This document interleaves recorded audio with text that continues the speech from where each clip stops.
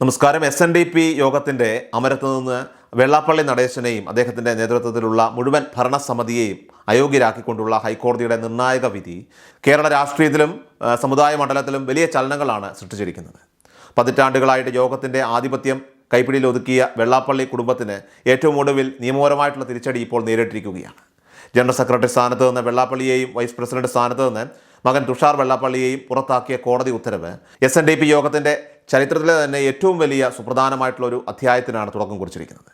കേവലം വ്യക്തിപരമായിട്ടുള്ള മാറ്റങ്ങൾക്കപ്പുറം ഒരു സംഘടന എന്ന നിലയിൽ യോഗം പുലർത്തേണ്ട സുതാര്യതയെക്കുറിച്ചും ജനാധിപത്യപരമായിട്ടുള്ള കീഴ്വഴക്കങ്ങളെക്കുറിച്ചും വലിയ ചോദ്യങ്ങളാണ് ഈ വിധി ഉയർത്തുന്നത്. രജിസ്ട്രാർ ഓഫ് കമ്പനീസിന് നൽകേണ്ട ഓഡിറ്റ് കണക്കുകൾ ഹാജരാക്കുന്നതിൽ വരുത്തിയിരിക്കുന്ന വീഴ്ചയാണ് ഇവിടെ വെള്ളാപ്പള്ളിക്കും സംഘത്തിനും തിരിച്ചടിയായി മാറിയത്.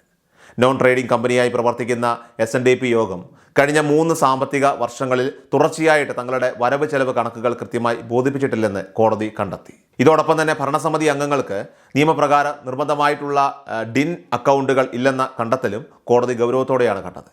കമ്പനി നിയമത്തിലെ സെക്ഷൻ 164(2) പ്രകാരം ചട്ടങ്ങൾ ലംഘിച്ചതോടെയാണ് Vellappally Natesan, Thushar Vellappally, president doctor MN Soman എന്നിവരടക്കം മുഴുവൻ ഡയറക്ടർ ബോർഡ് അംഗങ്ങളും സ്ഥാനങ്ങൾ ഒഴിയേണ്ടി വന്നത്. പതിറ്റാണ്ടുകളായി വെള്ളാപ്പള്ളി നടേശൻ പുലർത്തി വന്ന ഏകാധിപത്യപരമായിട്ടുള്ള രീതികൾക്കെതിരെ സമുദായത്തിനകത്തു നിന്ന് തന്നെ ഉയർന്നു വന്ന ശക്തമായ പ്രതിഷേധത്തിൻ്റെ വിജയമായാണ് ഈ കോടതി വിധിയെ വിലയിരുത്തപ്പെടുന്നത്. പ്രശസ്ത സാഹിത്യകാരൻ പ്രൊഫസർ സാനു മാസ്റ്റർ, SNDP സംരക്ഷണ സമിതി ചെയർമാൻ അഡ്വക്കേറ്റ് S ചന്ദ്രസേനനും ചേർന്ന് 2024 നൽകിയ ഹർജിയിലാണ് ഇപ്പോൾ തീർപ്പുണ്ടായിരിക്കുന്നത്.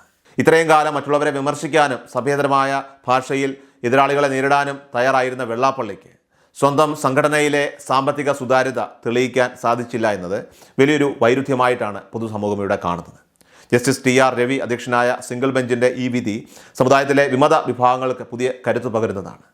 രാഷ്ട്രീയ രംഗത്തും ഈ വിധി വലിയ പ്രത്യാഘാതങ്ങൾ ഉണ്ടാക്കുമെന്ന് ഉറപ്പാണ്. വരാനിരിക്കുന്ന നിയമസഭാ തെരഞ്ഞെടുപ്പിൽ ഈഴവ സമുദായത്തിൻ്റെ വോട്ടുകൾ ഏകീകരിക്കാൻ മുഖ്യമന്ത്രി പിണറായി വിജയൻ ഏറ്റവും കൂടുതൽ ആശ്രയിച്ചിരുന്നത് വെള്ളാപ്പള്ളി നടേശനെയായിരുന്നു. മലപ്പുറം ജില്ലയെ അധിക്ഷേപിച്ചുകൊണ്ടുള്ള വിവാദ പ്രസംഗങ്ങൾ നടത്തിയപ്പോൾ പോലും വെള്ളാപ്പള്ളിയെ സംരക്ഷിക്കുന്ന നിലപാടാണ് സർക്കാർ സ്വീകരിച്ചിരുന്നത്. എന്നാൽ വെള്ളാപ്പള്ളിയുടെ അയോഗ്യതയോടെ ഭരണപക്ഷത്തിന് സമുദായ വോട്ടുകളിൽ വലിയൊരു സ്വാധീന ശക്തി നഷ്ടപ്പെട്ടിരിക്കുകയാണ്. പിണറായി വിജയൻ്റെ വലങ്കൈ എന്ന് വിശേഷിപ്പിക്കപ്പെട്ടിരുന്ന വെള്ളാപ്പള്ളി നടേശൻ ഇപ്പോൾ പുറത്തായതോടെ ഇടതുപക്ഷത്തിൻ്റെ തെരഞ്ഞെടുപ്പ് തന്ത്രങ്ങൾ വലിയ പ്രതിസന്ധിയിലാകാനാണ് സാധ്യത.